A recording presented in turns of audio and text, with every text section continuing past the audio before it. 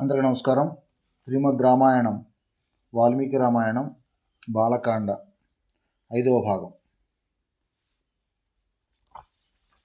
విశ్వామిత్రుడు దశరథ మహారాజు యొక్క స్వాగత వచనాలకు సంతోషించి నేనొక గొప్ప యజ్ఞాన్ని నిర్వహించడంలో నిమగ్నుడై ఉన్నాను. అది దాదాపు పూర్తి కావస్తుండగా మారీచుడు, సుభావుడు అనే ఇద్దరు రాక్షసులు యజ్ఞకుండంలో రక్తమాంసాలు కుమ్మరించి యజ్ఞ నిర్వహణకు అంతరాయం కలిగించారు. ఆ దుష్ట రాక్షసులు నా దీక్షను భగ్నం చేయాలనే పట్టుదలతో ఉన్నారు. అలా వారు పదే పదే నా యజ్ఞకుండాన్ని కలుషితం చేస్తూ వస్తున్నారు.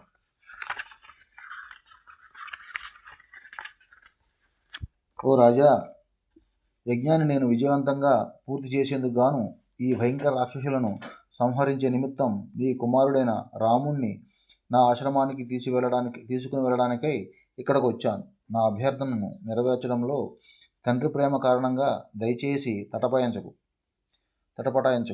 ఎందుకంటే ఈ కార్యాన్ని రాముడు అవలీలగా నెరవేర్చగలడని నేను హామీ ఇస్తున్నాను. నీ ఔదార్యానికి ప్రతిఫలంగా నేను తప్పకుండా నీకు పుష్కలమైన ఆశీర్వాదాలు ఇస్తాను. కనుక ఒక్క 10 రోజుల పాటు రాముని నా వెంట పెట్టుకుని పోనివ్వు. అతను సురక్షితంగా తిరిగి వస్తాడన్న విషయంలో నీవు నిశ్చింతగా ఉండవచ్చు అన్నాడు. విశ్వామిత్రుడి పలుకులు దశరథ మహారాజు యొక్క హృదయ కేంద్రాన్ని ములుకుల్లా తాకాయి. రాజు శరీరం మొత్తం వణకసాగింది. ఆ పైన ఋషి మౌనం పూనగానే రాజు సింహాసనం మీద మూర్చపోయాడు. కొద్ది క్షణాల తర్వాత దశరథ మహారాజు తిరిగి స్పృహలోకి వచ్చి రాముణ్ణి కోల్పోతానన్న భావం మళ్ళీ మెదలగానే రెండోసారి మూర్ఛిల్లి నేలపై కూలిపోయాడు. ఓ గంట గడిచిన మీదట మహారాజు తిరిగి స్పృహలోకి వచ్చాడు. అప్పుడు తన ఎదుట విశ్వామిత్రుడు నిలిచి ఉండడం చూసి, ఓ ఋషీశ్వర, సర్వహి ఇతైషి, నా ప్రియపుత్రుడు రాముడు 14 ఏండ్ల లేబ్రాయిపువాడు. అతను ఇంకా క్షత్రియోచిత విద్యలను పూర్తిగా నేర్చుకోలేదు. ఇంతవరకు యుద్ధరంగపు ముఖము చూసి ఎరగడు. దయచేసి అనుభవశూన్యుడైన నా కుమారుడి కోసం అర్థించవద్దు. అందుకు బదులుగా నేనే స్వయంగా ఒక అక్షౌహిణి సేనలతో ఆ రాక్షసులను మట్టుబెట్టడానికి నీ వెంట వస్తాను. ఒకవేళ రాముడే రావాలని నీవు పట్టుబట్టినట్లయితే పోరాడటానికి అతని వెంట నన్ను, నా సైన్యాన్ని కూడా రానివ్వు. ప్రియమైన విశ్వామిత్ర, నేను వృద్ధుణ్ణి. రాముడు లేకుండా జీవించడాన్ని భరించలేను. ఇంతకీ ఆ ఇద్దరు రాక్షసులు ఎవరు? వారి బలశక్తులు ఏపాటివో నాకు కొంచెం వివరించు అంటూ అభ్యర్థించాడు. రావణుడనేవాడు రాక్షసుల రాజు. అతను ఇప్పుడు ప్రపంచమంతటా తన దమనకాండ సాగిస్తున్నాడు. తాను స్వయంగా యజ్ఞాలకు విఘ్నం కలిగించని సమయాల్లో మారీచ, సుబాహులనే ఆ ఇద్దరు బలశాలులైన రాక్షసులను పంపి వారి చేత ఆ దుష్కార్యం చేయిస్తుంటాడు అని విశ్వామిత్రుడు సమాధానం ఇచ్చాడు. రావణుడి పేరు వింటూనే దశరథ మహారాజుకు ముచ్చెమటలు పోశాయి. రావణుడితో పోరాడగల సమర్థుడెవరూ లేడు. ఈ ఇద్దరు రాక్షసులను జయించడం కూడా నా కుమారుడికి కానీ నాకు కానీ సాధ్యపడే పని కాదసలు. కనుక ఓ ఋషి, నీ అభ్యర్థనను నేను నెరవేర్చలేను. నిజానికి నా కుమారుడిని నీ వెంట పంపించడమనే ఆలోచననే నేను భరించలేను అని చెప్పాడు. దుఃఖభారంతో దాదాపు మతిస్థిమితాన్ని కోల్పోయిన దశరథ మహారాజు విశ్వామిత్రుడి విన్నపాన్ని తిరస్కరిస్తూ ఏదేదో పొంతన లేకుండా మాట్లాడసాగాడు. దానితో ఋషి తీవ్రమైన అవమానాన్ని పొందినవాడే కోపంతో, ఓ మూర్ఖరాజా, నీ అనుచిత ప్రవర్తన నీ వంశం యొక్క సర్వనాశనానికి కారణమవుతుంది. నన్ను సేవిస్తానని మాట ఇచ్చి వెనుకకు తగ్గావు. బ్రాహ్మణుల పట్ల ఇలాంటి ఆడితప్పిన ప్రవర్తన రఘువంశంలో మునిపెన్నడూ లేదు. అందువల్ల ఈ దరిద్రపు స్థలం విడిచి ఈ క్షణమే వెళ్ళిపోతాను అని ప్రకటించాడు. విశ్వామిత్రుడు ఆకస్మిక క్రోధావేశం కారణంగా భూమి కంపించసాగింది. స్వర్గంలోని దేవతలు కూడా భీతిల్లారు. పరిస్థితిని గ్రహించిన వశిష్ఠుడు హడావిడిగా దశరథ మహారాజును సమీపించి, ఓ రాజా, ఇప్పుడు సత్యమార్గాన్ని వదిలిపెట్టి ఎన్నాళ్లుగా ఆర్జించుకున్న పుణ్యానంతటిని నాశనం చేసుకోకు. నీవు ఘనంగా వాగ్దానం చేశావు. ఇప్పుడు నీ పుత్రుడైన రాముడిని విశ్వామిత్రుడికి ఇచ్చి ఆయన అభ్యర్థనను మన్నించడం సబబు. నీవు భయపడవలసింది ఏమీ లేదని నా అభిప్రాయం. విశ్వామిత్రుడు గతంలో ఒక మహారాజు దక్షిణ కుమారులైన జయ, సుప్రభల నుండి ఆవిర్భవించిన దివ్యాయుధాలను ఆయన పరమశివుడి నుంచి పొందాడు. ఈ ఆయుధాలను వాటితో పాటు ఆ రాక్షసులను మట్టుబెట్టడానికి కావలసిన శక్తియుక్తులను విశ్వామిత్రుడు రాముడికి అందజేస్తాడనడంలో సందేహం లేదు. నిజానికి విశ్వామిత్రుడు తలుచుకుంటే మారీస సుబాహులను ఇట్టే మట్టి కల్పించగలడు. కానీ నీ కుమారుడు యశస్సును ఘనతరం చేయడానికి ఈయన రాముడి సహాయాన్ని కోరుతున్నాడని చెప్పాడు. కులగురువు పలుకులను ఆలకించిన మీదట దశరథ మహారాజు భయం తగ్గిపోయి మనసు మళ్లీ స్థిమితపడింది. అలా మనశ్శాంతిని పొందినవాడై మహారాజు విశ్వామిత్రుడి అభ్యర్థనను సమ్మతించి తెలిపాడు. ఆ పైన దశరథ మహారాజు రాముణ్ణి రాజాస్థానానికి పిలువనంపాడు. ఇద్దరూ విడదీయరాని వారు కావడంతో రాముడితో పాటు లక్ష్మణుడు కూడా వచ్చి తండ్రి ఎదుట నిలిచాడు. దశరథ మహారాజు వాత్సల్యంతో తన కుమారుల మూర్ధాలను అఘ్రాడించాడు. తర్వాత విశ్వామిత్రుడి ముందు నడుస్తుండగా ఆయన వెనకనే రామలక్ష్మణులు ధనుర్బాణాలు ధరించి ముందుకు కదిలారు. వారు రాజసౌధాన్ని వదిలి వెళుతుండగా ఆకాశం నుండి పూలవాన కురిసింది. సరయూ నది తీరం వెంట 12 మైళ్ళు నడిచిన మీదట విశ్వామిత్రుడు ఆగి, నాయనా రామా, కొంచెం ఆచమనం చేస్తే నీకు బల అతిబల అనే 2 మంత్రాలను ఉపదేశిస్తాను. అవి నేర్చుకున్న మీదట నిన్ను అలసట గాని వృద్ధాప్యం గాని బాధించలేవు. అంతేకాక నీకు సాటిలేని జ్ఞానము, శక్తి లభిస్తాయి. ఈ గుణాలు నీలో ఎప్పటికీ ఉన్నాయని నాకు తెలిసినప్పటికీ నీ శ్రేయస్సు కోసం నీకు ఈ మంత్రాలు ఉపదేశించదలిచాను అన్నాడు. మంత్రోపదేశం పొందిన మీదట రాముడు 1000 సూర్యుల తేజస్సుతో ప్రకాశించాడు. తర్వాత ఆ ముగ్గురు సరయూ నది, గంగానది తటాల మీద ఆ రాత్రి హాయిగా నిద్రించారు. అక్కడ ఒక ఋష్యాశ్రమాన్ని గమనించిన రాముడు దాని చరిత్ర చెప్పమని అడగగా విశ్వామిత్రుడు కామదేవత అయిన మన్మథుడు పరమశివుని తీవ్ర తపోదీక్షను భంగం చేయాలని ప్రయత్నించడంతో ఈ చోటునే శివుడు అతన్ని భస్మీపటలం చేశాడు అని సమాధానమిచ్చాడు. మరుసటి రోజు ఉదయమే విశ్వామిత్రుడు రామలక్ష్మణులు గంగానదిని దాటారు. ప్రవాహ మధ్యలో ఉండగా రాముడికి పెద్ద జటాయువు హోరులాంటిది, జలపాతపు హోరులాంటిది వినిపించింది. కానీ ఆ శబ్దానికి కారణమేమిటో అంతుపట్టలేదు. ఈ శబ్దమేమిటని విశ్వామిత్రుని అడగగా ఒకప్పుడు బ్రహ్మదేవుడు తన మనస్సు నుంచి ఒక సరస్సును సృష్టించాడు. ఆ సరస్సే మానస సరోవరంగా పేరుగాంచింది. ఆ సరోవరం నుండే సరయూ నది ప్రవహిస్తున్నది. ఇప్పుడు నీకు వినిపిస్తున్న శబ్దం మానస సరోవరం నుంచి వస్తున్న జలాలు గంగానదిలో సంగమించడం వలన కలిగే శబ్దమే.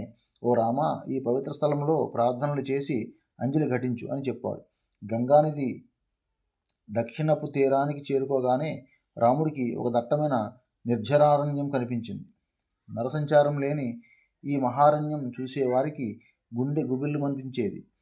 దీనికి కారణమేమిటో దయచేసి చెప్పండి అని రాముడు అడిగాడు. అందుకు విశ్వామిత్రుడు సమాధానమిస్తూ, రాక్షసునిగా కనిపించే వృత్రాసురుణ్ణి ఇంద్రుడు వధించిన మీదట పాపఫలం తనను వెంటాడడంతో తన తేజస్సును కోల్పోయాడు. అప్పుడు ఇంద్రుడు పూర్వస్థితిని పునరుద్ధరించడానికై దేవతలు తనని వేదమంత్రాలతో శక్తిమంతం చేయబడిన గంగాజలంతో అతనిని స్నానం చేయించారు. తర్వాత ఇంద్రుని కళంకాలతో కలుషితమైన ఈ నీటిని దేవతలు ఈ ప్రదేశంలో స్థాపితం చేశారు.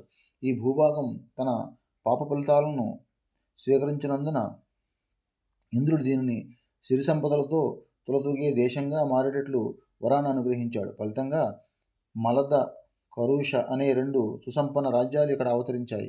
అయితే అనంతర కాలంలో తాటక అనే దుష్ట రాక్షసి ఒకటి ఇక్కడికి వచ్చి పౌరులను భయభ్రాంతులను చేయసాగింది. ఈ రాక్షస స్త్రీ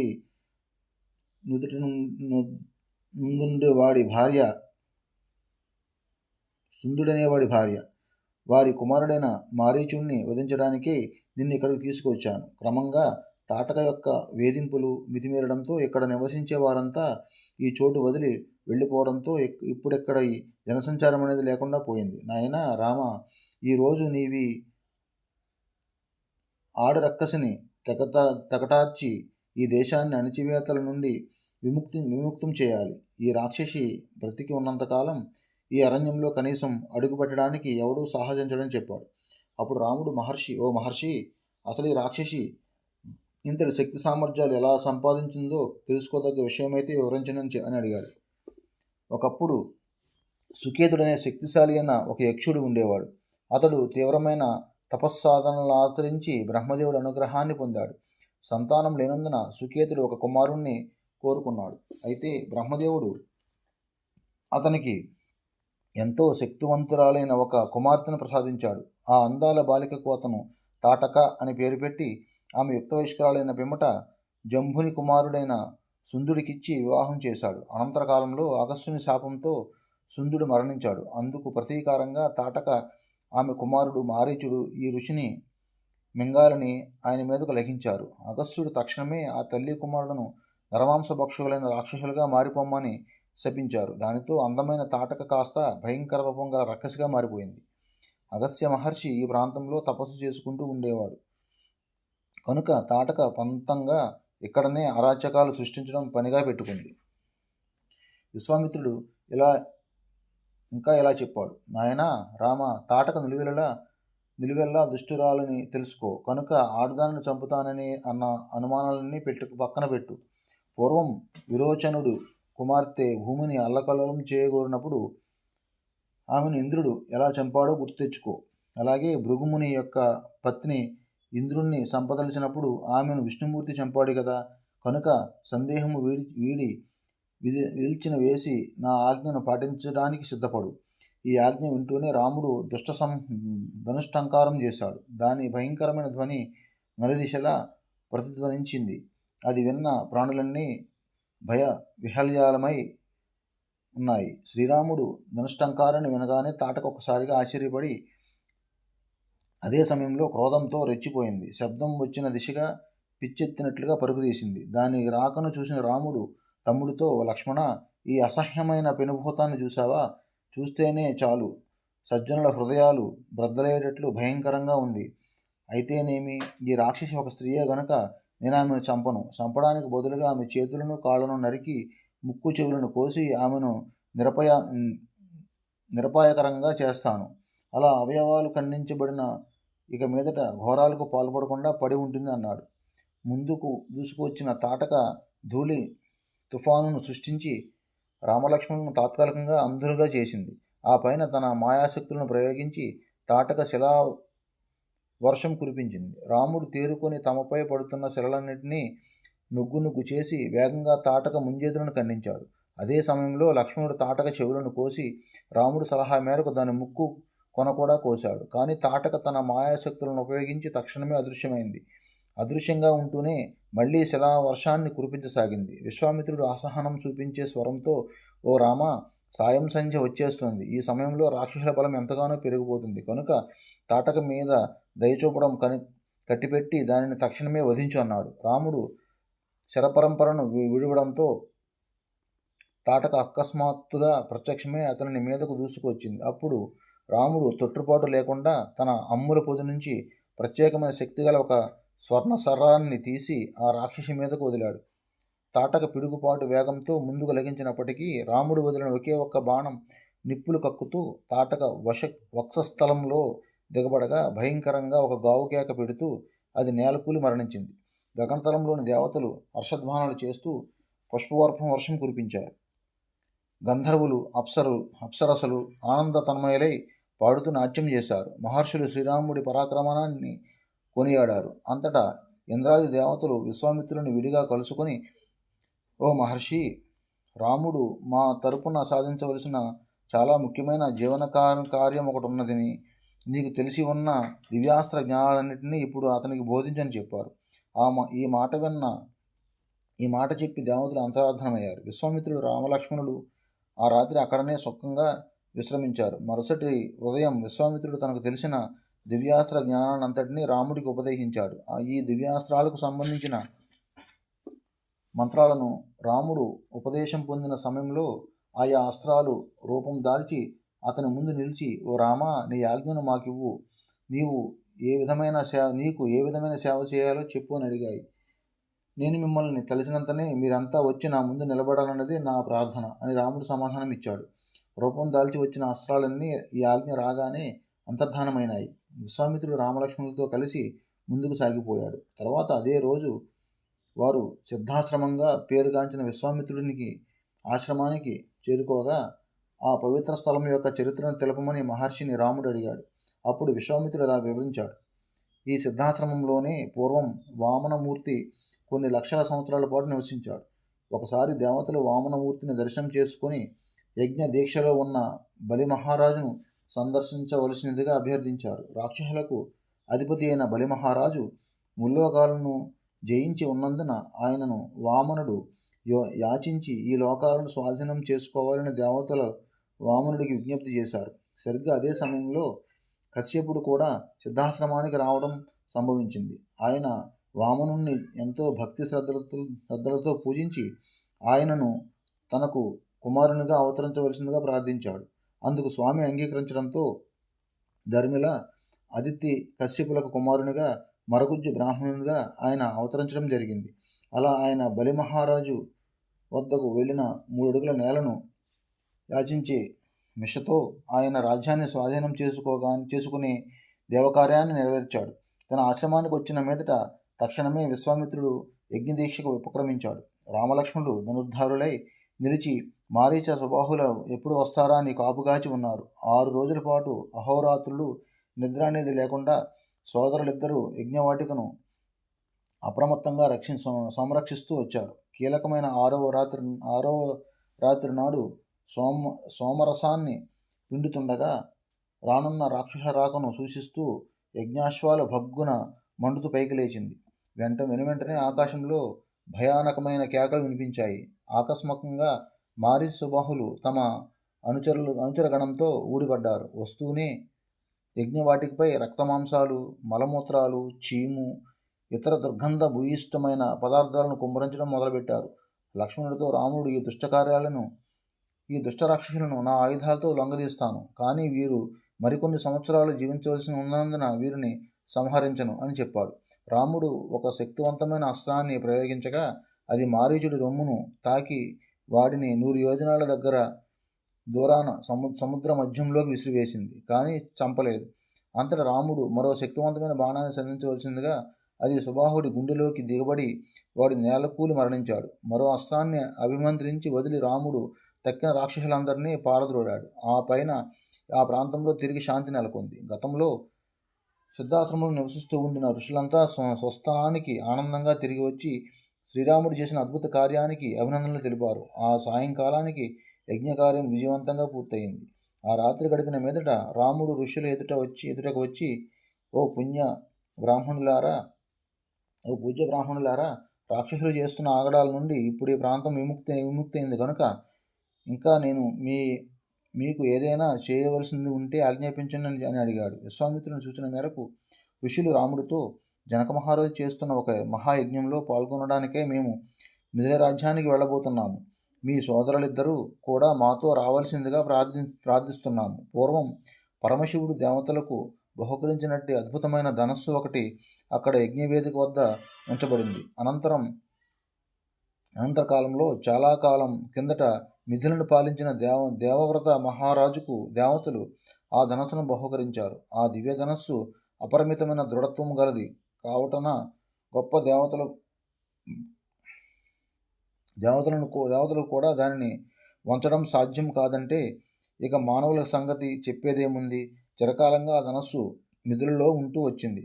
అక్కడ దానికొక పీఠంపై గంధ పుష్పాది పూజ్య ద్రవ్యాలతో పూజిస్తూ ఉన్నారు అని సమాధానం ఇచ్చారు. ఋషులతో పాటు రావటానికి రాముడు అంగీకరించాడు. ఆ పైన జనక మహారాజు యజ్ఞానికి కావలసిన సంభారాలతో 100 రథాలతో మహాయాత్ర ప్రారంభమైంది. రోజంతా ప్రయాణించి వారు శోణ నదీ తీరానికి చేరుకున్నారు. ఆ రాత్రి అక్కడే విడిది చేశారు. విశ్రాంతిగా కూర్చున్న సమయంలో రాముడు విశ్వామిత్రుడిని ఆ స్థలానికి సంబంధించిన విశేష చరిత్ర ఏదైనా ఉంటే చెప్పమని అడిగాడు. అప్పుడు మహర్షి రాముడికి ఈ క్రింది కథను వివరించాడు. ఒకప్పుడు బ్రహ్మదేవుడికి స్వయంగా కుమారుడైన కుశుడనే మహర్షి ఉండేవాడు. కుశుడికి 4 క్షత్రియ కుమారులు ఉద్భవించి 4 నగరాలను నిర్మించాడు. వాటిలో ఒకటి శోణా నదీ తీరాన ఉంది. కుశుని కుమారుడైన కుశనాభుడికి కృతాచి అనే అప్సరస ద్వారా 100 మంది కుమార్తెలు కలిగినారు. వారు పెరిగి పెద్దవారై అపురూప లావణ్యవతులైనారు. వారంతా నదీ తీరాన హాయిగా కలిసి ఆడుకుంటుండేవారు. ఒకరోజు వాయుదేవుడు ఆ యువతలను చూసి వారి అద్భుత సౌందర్యానికి సమ్మోహితుడై వారిని సమీపించి, ప్రియమైన రమణీయులారా, మీరంతా నా భార్యలైనట్లయితే మీ అశాశ్వత మానవీయ సౌందర్యాన్ని ఎప్పటికీ తాజాగా నిలిచి ఉండే దివ్య యవ్వనంగా మార్చివేస్తాను అన్నాడు వాయుదేవుడు. ఆ యువతలకు వాయుదేవుని పట్ల ఏమాత్రం ఆకర్షణ కలగకపోగా తాము అవమానించబడినట్లు భావించారు. మా భర్తలను మేమే ఎంపిక చేసుకోవడమనే ఆలోచనే మాకెన్నడూ కలగలేదు. మా తండ్రి నిర్ణయాన్ని అనుసరించే మేము వివాహం చేసుకుంటాం. ఒక గొప్ప రాజర్షి పుత్రికలమైన మేము తలుచుకుంటే నీ అసభ్య ప్రవర్తనకు గాను నిన్ను శపించగల సమర్థులమే. కానీ మా తపస్సు వల్ల ఆర్జించుకున్న పుణ్యఫలాన్ని తగ్గించుకోవడం మాకు ఇష్టం లేనందున నిన్ను శపించకుండా వదిలివేస్తున్నాం అని వారు సమాధానమిచ్చారు. సులభంగా ఆగ్రహవేశుడయ్యే వాయుదేవుడు ఆ మాటలు విని ఉగ్రుడైనాడు. ప్రతీకారం కోసం ఆ 100 మంది యువతుల్లోనూ సూక్ష్మ ప్రవేశించి తన మాంత్రిక శక్తితో వారి దేహ లావణ్యాలను అవలక్షణాలుగా మార్చివేశాడు. ఆ యువతలంతా రోధిస్తూ తమ భవంతికి తిరిగి రాగా వారి గూని శరీరాలను చూసి తండ్రి దిగ్భ్రాంతులైనాడు. కుశనాభుని ప్రశ్నలకు సమాధానంగా అతని కుమార్తెలు జరిగిందంతా వివరించారు. వాయుదేవుని శపించకుండా నిగ్రహం ప్రదర్శించినందుకు తన కుమార్తెలను కుశనాభ మహారాజు అభినందించి వారి వివాహం జరిపించడం ఎలాగానే ఆలోచనలో పడ్డాడు. మునుపు చూలి అనే గొప్ప బ్రహ్మచారి తీవ్రమైన తపస్సాధనలకు పూనుకున్నాడు. అవివాహితుడైన ఓ గంధర్వ యువతి అతనికి దాసి మాదిరిగా పరిచర్యలు చేస్తూ ఉండేది. కాలక్రమంలో ఆమె నిస్వార్థ సేవలకు చులి ప్రసన్నుడై ఏదైనా వరం కోరుకోమన్నాడు. ఆ యువతి తన కన్యత్వానికి భంగం కలగకుండా ఒక మహిమోపేతుడైన తనయుణ్ణి ప్రసాదించమని ఋషిని ప్రార్థించింది. చులి అందుకు సరేననగా తపోశక్తియంతుడైన బ్రహ్మదత్తుడనే మానసపుత్రుడు ఆవిర్భవించాడు. అనంతర కాలంలో బ్రహ్మదత్తుడు రాజై పరిపాలన చేయసాగాడు. ఆ బ్రహ్మదత్తుడే తన కుమార్తెలకు తగిన వరుడని కుశనాభుడు నిశ్చయించాడు. అలా కుశనాభుడి భవనానికి ఆహ్వానించబడ్డ బ్రహ్మదత్తుడు ఆ 100 యువతులను స్వీకరించాడు. వివాహ మహోత్సవంలో ఒక్కొక్కరికి అతడు ప్రాణగ్రహణం చేసినంతనే వారి కురూపాలు అదృశ్యమై ప్రతి యువతి తన సహజ సౌందర్యాన్ని తిరిగి పొందింది. ఆ పైన విశ్వామిత్రుడు కుశనాభునికి కుమారులు లేనందున అందుకోసం ఒక యజ్ఞం చేశాడు. ఫలితంగా తర్వాత కుశనాభుడికి గాధి జన్మించాడు. ఆ గాధి రాజు యొక్క కుమారుణ్ణి నేనే అంటూ వివరించి కథ ముగించాడు. మరుసటి ఉదయం వారంతా తిరిగి ప్రయాణం కొనసాగించి చీకటిపడే సమయానికి గంగా తీరం చేరుకున్నారు. ఆ రాత్రి వారక్కడ విశ్రమించగా గంగానది చరిత్ర చెప్పమని రాముడు విశ్వామిత్రుడిని ప్రార్థించగా విశ్వామిత్రుడు ఆ కథ ఇలా చెప్పుకొచ్చాడు. హిమాలయాల అధిష్టాన దేవతైన హిమవంతుడికి మేరుపర్వత రాజపుత్రికైన మేన ద్వారా గంగా, ఉమ అనే 2 పుత్రికలు కలిగారు. ఒకప్పుడు బ్రహ్మదేవుడు హిమవంతుని దగ్గరకు వచ్చి ఈ విశ్వం యొక్క భావి శ్రేయస్సు నిమిత్తం గంగను దేవతలకు దత్తం చేయవలసిందిగా అభ్యర్థించాడు. అందుకు హిమవంతుడు వెంటనే సమ్మతించాడు. తర్వాత తన కుమార్తె ఉమ ఘోర తపస్సు చేస్తుండగా పరమశివుణ్ణి గురించి నిరంతరం ధ్యానిస్తూ ఉన్నందున ఆమెను శివుడికే కట్టబెట్టాడు. ఉమను చేపట్టినది మొదలు పరమశివుడు ఆమెతో అనవరత శృంగార అనుభవంతో తేలియాడడం మొదలుపెట్టాడు. అయితే అలా పరస్పర ఆలింగనం వల్ల 100 దివ్య సంవత్సరాలు గడిచినప్పటికీ వారి సంయోగ ఫలితంగా సంతానం కలగడం మాత్రం జరగలేదు. ఆ సమయంలో దేవతలంతా పరమశివుని సమీపించి, మహాదేవ, నీ శృంగార కార్యకలాపాలు ఇక కట్టిపెట్టు. ఎందుకంటే నీకు జన్మించే శిశువు ఈ విశ్వం భరించలేనంత శక్తిమంతుడు అవుతాడని మా భయం. నీవు నిగ్రహించుకొని తపోధ్యానాలు ఆచరించాలని మేము సవివనంగా ప్రార్థిస్తున్నాం అన్నారు. అందుకు పరమశివుడు, వాస్తవానికి నా హృదయం ఆత్మసాక్షాత్కార సాధన వైపే మొగ్గు కలిగి ఉన్నందున మీ ప్రతిపాదన నేను సమ్మతిస్తున్నాను. కానీ నా వీరశక్తి ఇప్పటికే నా హృదయ స్థానం నుంచి పట్టు తప్పినందున అది ఎక్కడనో స్వీకరించబడక తప్పదు అని సమాధానం ఇచ్చారు. అందుకు దేవతలు, ఎంతటి భారాన్నైనా భరించగల భూమి నీ బీజాన్ని స్వీకరించుగాక అని సూచించారు. అంతటా పరమశివుడు మహాశక్తివంతమైన తన వీరశక్తిని నిర్గమింపజేయగా అది ప్రవహించి సమస్త భూతాలని ఆక్రమించింది. ఇది చూసిన దేవతలు భూమి బ్రద్దలవుతుందేమోనని భయపడ్డారు. అలా సర్వాన్ని ఆక్రమిస్తున్న పరమశివుని వీరశక్తిని ధరించవలసిందిగా వారు అగ్నిదేవుణ్ణి, వాయుదేవుణ్ణి ప్రార్థించారు. దేవతల ప్రార్థన అనుసరించి వాయుదేవుని సహకారంతో అగ్ని ఆ వీరశక్తిని ధరించబూనుకున్నాడు.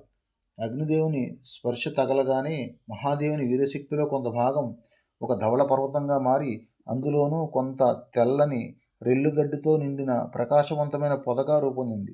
తక్కిన వీరశక్తి యథాతథంగా ఉండగా అగ్నిదేవుడు దానినంతటినీ తనలో ధరించాడు. గొప్ప ఉపద్రవం నుండి భూమండలం రక్షింపబడినందుకు దేవతలంతగానో సంతోషించారు. కృతజ్ఞత నిండిన హృదయాలతో వారు పరమశివుణ్ణి, ఆయన పత్నిని పూజించడానికి వెళ్ళారు. కానీ ఉమాదేవి మాత్రం తాము సంయోగానందంలో తన్మయలో ఉండగా అంతరాయం కలిగించినందుకు దేవతలపై మండిపడింది. తన ఎదుట ఉన్న దేవతలను చూస్తూ, మీ భార్యలందరికీ వంద్య స్త్రీలగుదురుగాక, భూమి కూడా సంతానరహిత కావడం మాత్రమే గాక ఎగుడు దిగుళ్లతో కూడిన ఉపరితలం కలదై అసంఖ్యాకులైన రాజులచే పాలింపబడుగాక అని ఉమాదేవి శపించింది. ఆ తర్వాత పార్వతీ పరమేశ్వరులు తపస్సాధనలు సాగించడానికి ఉత్తర దిక్కున ఉన్న హిమాలయాలకు వెళ్ళారు. కొంతకాలం తర్వాత రాక్షసులు తమను వేధిస్తుండగా దేవతలు అజేయుడైన సేనాధిపతి పొందడానికే బ్రహ్మదేవుని దగ్గరకు వెళ్ళారు. దేవతలు అభ్యర్థనకు సమాధానంగా బ్రహ్మదేవుడు పార్వతి శాపం కారణంగా సేనాధిపతి కాగల పుత్రుణ్ణి మీరెవరూ ఉత్పన్నం చేయలేరు. అందువల్ల పరమశివుని వీరశక్తి అగ్నిదేవుడు గంగా గర్భంలో దించాలని నా సూచన. అలా చేస్తే గొప్ప వీరుడైన పుత్రుడు కలుగుతాడని సూచించాడు. అటు పిమ్మట దేవతలు అగ్నిదేవుని సమీపించి బ్రహ్మదేవుని ఆదేశాలను తెలియపరిచారు. ఇది విన్న అగ్నిదేవుడు దేవనది అయిన మందాకిని గంగను సమీపించి తాను చాలా కాలంగా ధరించి ఉన్న పరమశివుని వీర్యాన్ని స్వీకరించమని ఆమెను కోరారు. గంగాదేవి ఆ ప్రతిపాదనకు సమ్మతించింది. ఆమె అపురూప సౌందర్యవతిగా రూపుదాల్చి అగ్నిదేవుని దయవల్ల గర్భాన్ని పొందింది. కానీ మహా తేజోవంతమైన ఆ పరమశివుని వీర్యాన్ని ధరించిన వెంటనే తీవ్రమైన దుర్భరమైన వేదనను పొందింది. విపరీతమైన ఆందోళనతో, ఈ పరమశివుని వీరశక్తి నా గర్భంలో ఇక భరించలేను, ఇది భరించరాని మంటగా ఉంది అని అగ్నితో చెప్పింది. అప్పుడు అగ్ని గంగతో ఈ వీరశక్తిని హిమాలయాల్లోని ఒకానొక ప్రదేశంలో విడవమని చెప్పగా ఆమె హడావుడిగా అక్కడికి వెళ్ళింది. అలా గంగాదేవి యొక్క దేహస్పర్శతో స్వర్ణకాంతులేని తేజస్సును సంతరించుకున్న శివవీరశక్తి ధవళ పర్వతం మీద తెల్లని రెల్లు పొదలో పడింది. అలా ఒక అద్భుతమైన శిశువు ఆవిర్భవించాడు. వీరశక్తిలోని ఇతర భాగాలు భూమిపై పడిన చోట్ల అది బంగారు, వెండి గనులుగా మారింది. నిజానికి పరమశివుని వీర్యం యొక్క ప్రచండ శక్తి కారణంగానే సుదూర ప్రాంతాలలో రాగి గనులు, ఇనుప గనులు ఏర్పడడం జరిగింది. ఆ శిశువు జన్మించగానే అతనికి పోషించడానికై దేవతలు కృత్తికలనబడే 6 దేవతలను తీసుకొచ్చారు. ఆ శిశువుని వారి బిడ్డగానే గుర్తింపు పొందుతాడని ఆ స్త్రీలకు దేవతలు హామీ ఇచ్చారు. ఆ కారణంగానే ఆ శిశువు కార్తికేయుడని పేరు పొందాడు. గంగా గర్భం నుండి పడినందున ఆ బాలునికి స్కందుడు, ప్రవహించేవాడు అని పేరు కూడా కలిగింది. తన ఎదురుగా 6 తల్లులను చూసిన ఆ శిశువు వారందరి చనుబాలు త్రాగడానికై 6 ముఖాలను ధరించాడు. స్కందుడు ఎంత శక్తిమంతుడంటే అతను ఒకరోజు వయసు గలవానిగా ఉన్నప్పుడే దేవతలు సేనాధిపతిగా ఎందరో భయంకర రాక్షసులను సంహరించాడు. ఆ పైన విశ్వామిత్రుడు ప్రాచీన కాలంలో అయోధ్యను రాజధానిగా చేసుకుని ప్రపంచాన్ని పరిపాలించిన సగర చక్రవర్తి కథను శ్రీరాముడికి వివరించాడు. సగర మహారాజుకు పుత్రుడు కలగనందున తన 2 భార్యలతో కలిసి సాధనలు సాగించడానికై హిమాలయాలకు వెళ్ళారు. కొంతకాలం తర్వాత ఆ మహారాజును భృగు మహర్షి అనుగ్రహించి అతని 2 భార్యల్లో ఒకరికి ఒక కుమారుడు జన్మించి అతని వంశాన్ని నిలుపుతాడని, మరో భార్యకు 60,000 మంది పుత్రులు జన్మిస్తారని ఆశీర్వదించాడు. ఈ మాటలు విన్న రాణులిద్దరూ భృగు మహర్షితో తమలో ఒక పుత్రుడిని పొందేవారెవరు, 60,000 మంది పుత్రులను పొందేవారెవరు అని ప్రశ్నించగా, అది మీరే నిర్ణయించుకోవాలని మహర్షి చెప్పాడు. ఫలితంగా పెద్దరాణి అయిన కేశిని ఇక్ష్వాకు వంశాన్ని శాశ్వతం చేసే ఒకే ఒక కుమారుడు కలగాలని కోరుకోగా, గరుడుని సోదరి అయిన 2వ రాణి సుమతి 60,000 మంది కుమారులను కోరుకుంది. సగర మహారాజు సతీ సమేతంగా ఇంటికి తిరిగి వచ్చాడు. కాలక్రమంలో కేశినికి ఒక కుమారుడు కలుగగా అతనికి అసమంజసుడు అని పేరు పెట్టారు. కాగా సుమతికి కూష్మాండ రూపంలో ఒక మాంసపు ముద్ద జన్మించింది. తరువాత కొంతకాలానికి ఆ మాంసపు ముద్దను చీల్చగా అందులో నుంచి 60,000 మంది 60,000 పుత్రపిండాలు వచ్చాయి. వెంటనే దాదులు అవి పూర్తిగా వికసించే వరకు నేతి జాడీలలో ఉంచారు.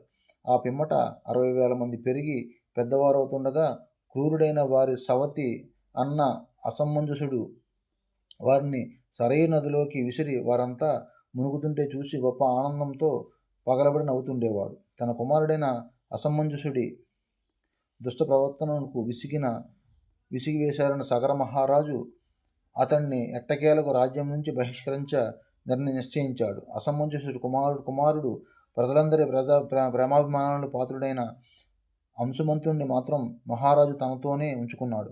కొంతకాలానికి సగర మహారాజు అశ్వమేధం సంకల్పించి అంశుమంతుణ్ణి రక్షకుడిగా యజ్ఞాశ్వాన్ని భూసంచారం కోసం వదిలాడు. కానీ యజ్ఞం జరుగుతుండగానే స్వర్గాధిపతి ఇంద్రుడు ఒక రాక్షస రూపంలో వచ్చి యజ్ఞస్థలం నుంచి అశ్వాన్ని దొంగిలించుకుపోయాడు.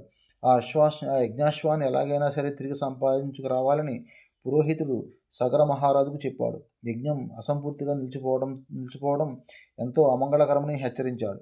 భూమండలమంతా గాలించి యజ్ఞాశ్వం ఎక్కడున్నా సరే పట్టుకురావాలని అంతటి సగర మహారాజు తన 60,000 మంది కుమారులను ఆజ్ఞాపించి వారిలో ఒక్కొక్కరికి ఒక్కొక్క చదరపు యోజనాన్ని కేటాయించాడు. ఒకవేళ మీరెక్కడ గాని ఆ అశ్వం కనిపించకపోతే భూమండలం దిగువన కూడా వెతకాలని ఆదేశించాడు. అలా సగర మహారాజు అతని మనుమడైన అశుమంతుడు యజ్ఞవాటిక వద్ద నిరీక్షిస్తూ నిలవగా 60,000 మంది రాజకుమారులు భూలోకమంతా గాలించారు. ఎక్కడా అశ్వం కనిపించకపోయేసరికి సగరపుత్రులు భూమిని త్రవ్వడం మొదలుపెట్టారు. దాంతో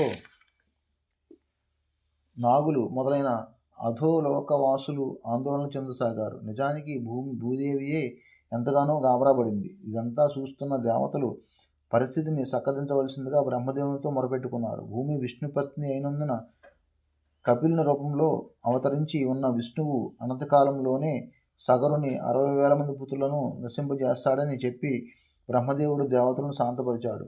భూమిని త్రవ్వి ఆ త్రవ్వకపు పనిలో ఎన్నో జీవరాశులను చంపినప్పటికీ సగరపుత్రులకు యజ్ఞాశ్వం దొరకకపోవడంతో నిరాశగా తండ్రి వద్దకు తిరిగి వచ్చారు. ఇక తాము చేయవలసింది ఏమిటని 60,000 మంది రాకుమారులు తండ్రిని అడుగగా అశ్వం తిరిగి లభించేంత వరకు ఇంకా తవ్వడం కొనసాగించవలసింది రాజు ఆజ్ఞాపించాడు. భూతలం మీద 4 దిక్కుల్లోనూ తిరిగి త్రవ్వకం కొనసాగించిన సగరపుత్రులకు 4 దిక్కులలో భూమిని మోస్తున్న 4 మహా దిగ్గజాలు కనిపించాయి. బ్రహ్మాండమైన ఏనుగులు తమ వీపున సమస్త భూభారాన్ని మోస్తుంటాయి. ఇవి అలసి కొంచెం సేదతీరడానికి అప్పుడప్పుడు తలలు కదిలించడం వల్ల భూకంపాలు ఏర్పడుతుంటాయి.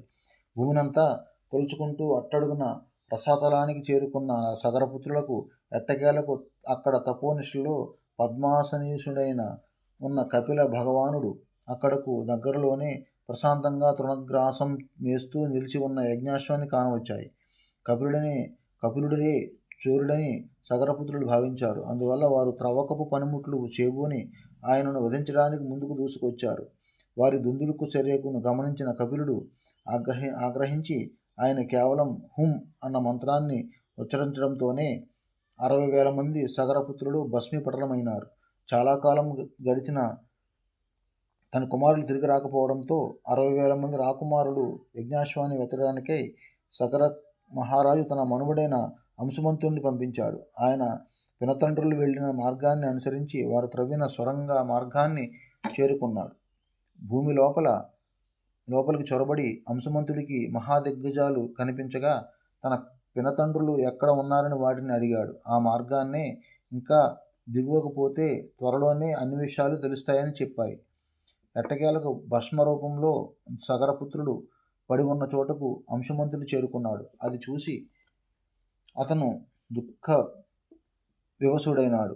ఆ సమీపంలోనే అంశుమంతునికి యజ్ఞాశ్వం కనిపించింది. తాత వద్దకు తిరిగి వెళ్లేందుకు మృతులైన తన పినతండ్రులకు మొదట తర్పణం విడుద్దామనుకున్నాడు. కానీ దురదృష్టవశాత్తు ఆ ప్రదేశం ఎక్కడా నీరు లభించలేదు. ఇప్పుడేమి చేయాలా అని అంశుమంతుడు ఆలోచనలో పడగా అకస్మాత్తుగా గరుడుడు ప్రత్యక్షమై, నాయనా అంశుమంతుడా, నీ పినతండ్రుల కోసం దుఃఖించకు. అంతిమంగా ఒక మహా ప్రయోజనాన్ని నెరవేర్చడం కోసమే వారి మరణాలు సంభవించాయి. సకల జన శ్రేయస్సు నిమిత్తం పవిత్రమైన గంగానదిని భూమార్గం పట్టించడానికి ఈ సగరపుత్రులు కారణభూతులవుతారు. మీ పినతండ్రులను కపిల మహర్షి భస్మం చేశాడు. మీ పినతండ్రులకు చెందిన ఈ భస్మరాశులు గంగాజలంతో తడిచినప్పుడు వారికి స్వర్గప్రాప్తి కలుగుతుంది. ఇప్పుడు మీ తాతగారి యజ్ఞాన్ని పూర్తి చేయడానికై ఈ యజ్ఞాశ్వాన్ని తీసుకుని ఆయన దగ్గరకు తిరిగి వెళ్ళు అని చెప్పాడు. యజ్ఞాశ్వం తిరిగి రావడంతో సగర మహారాజు విజయవంతంగా యజ్ఞాన్ని పూర్తి చేశాడు. భవిష్యత్తు గురించి గరుడు పలికిన మాటలను అంశుమంతుడికి ద్వారా తెలుసుకున్న మహారాజు గంగానదిని భూమికి తీసుకువచ్చే పథకాన్ని రూపొందించే ప్రయత్నంలో నిమగ్నమైనాడు. కానీ ఆ లక్ష్యాన్ని సాధించకముందే సగర మహారాజు కన్నుమూశాడు. తాత మరణించిన మీదట అంశుమంతుడు కొంతకాలం రాజ్యపాలన చేశాడు. తర్వాత అతడు తన కుమారుడైన దిలీపుడికి సింహాసనాన్ని అప్పగించి గంగానదిని భూమికి తీసుకురావాలన్న తలంపుతో తపస్సు చేయడానికి అరణ్యాలకు వెళ్ళాడు. మరణానంతరం అంశుమంతుడు ఊర్ధ్వలోకాలకు వెళ్ళాడు. కానీ గంగను క్రిందికి తీసుకురావాలన్న అతని కోరిక తీరకుండానే మిగిలిపోయింది. దిలీపుడు కూడా గంగను భూమి మీదకు తేవాలని యత్నించువాడు. కానీ అతడు కూడా తన కోరిక నెరవేర్చకుండానే మరణించాడు. అంతటా దిలీపుని కుమారుడైన భగీరథుడికి రాజ్యం సంక్రమించింది. అతడు కూడా గంగను క్రిందికి తీసుకువచ్చే ఉద్దేశంతో తపస్సు చేయదలిచాడు. తనకు పుత్రుడు లేనందున భగీరథుడు రాజ్యపాలనను మంత్రులకు అప్పగించి అరణ్యాలకు వెళ్ళాడు. 1000 సంవత్సరాల పాటు భగీరథ మహారాజు తపస్సాధనలు సాగించిన మీదట బ్రహ్మదేవుడు ప్రసన్నమైనాడు. దేవతా బృందంతో కూడి బ్రహ్మదేవుడు మహారాజుకు ప్రత్యక్షమై వరం కోరుకోమన్నాడు. భగీరథ మహారాజు అంతటా బ్రహ్మదేవుణ్ణి పూజించి సగర మహారాజు పుత్రులైన నా పూర్వీకులకు గంగాజలం అందేలా వరమివ్వు, దానితో పాటు నాకు ఒక పుత్రుని ప్రసాదించు అని వేడుకున్నాడు. అందుకు బ్రహ్మదేవుడు ఈ వరాలు ఇవ్వటం నాకు సమ్మతమే, కానీ గంగావతరణం భారాన్ని భరించడానికి భూమి సమర్థమైనది కాదు. అందుకు సమర్థుడు ఒక పరమశివుడే. కనుక జలపాత ప్రభావాన్ని స్వీకరించమని పరమశివుణ్ణి నీవు ప్రార్థించాలని చెప్పాడు. ఇక ఎలాగైనా పరమశివుడి అనుగ్రహం సంపాదించాలని నిశ్చయించిన భగీరథ మహారాజు ఘోర తపశ్చర్చకు పూనుకున్నాడు. 1 సంవత్సరం పాటు ఒంటికాలి మీద ముని వేళ్ల మీద నిశ్చలంగా నిలబడి తపస్సు చేశాడు. ఆ సమయంలో పరమశివుడు ప్రసన్నుడై మహారాజు ఎదుట ప్రత్యక్షమైనాడు. భగీరథ మహారాజు తన అభీష్టాన్ని తెలియజేయగా గంగ యొక్క జలపాత శక్తిని తన శిరస్సుపై భరించడానికి మహాదేవుడు అంగీకరించాడు. తరువాత కొద్దిసేపటికి స్వర్గలోకంలో ప్రవహిస్తున్న గంగ భూలోకం వైపు అవతరించసాగింది. ఆ అద్భుత దృశ్యాన్ని చూడడానికి దేవతలంతా గుమిగూడారు. కానీ గంగాదేవి తన శిరస్సుపై స్వీకరించడానికి సిద్ధంగా ఉన్న పరమశివుణ్ణి చూడగానే ఆయన స్పర్శతో తాను మలినమవుతానని భావించింది. దేవిలో కనిపించిన ఆ తిరస్కార భావాన్ని చూసిన వెంటనే పరమశివుడు దానిని తనకు అవమానంగా భావించి ప్రతీకారంగా క్రోధావేశంతో ఆమెను బందీ చేసి తన జటాజుటంలో దాచడంతో ఆమె యొక్క భూలోక అవతరణ నిలిచిపోయినది.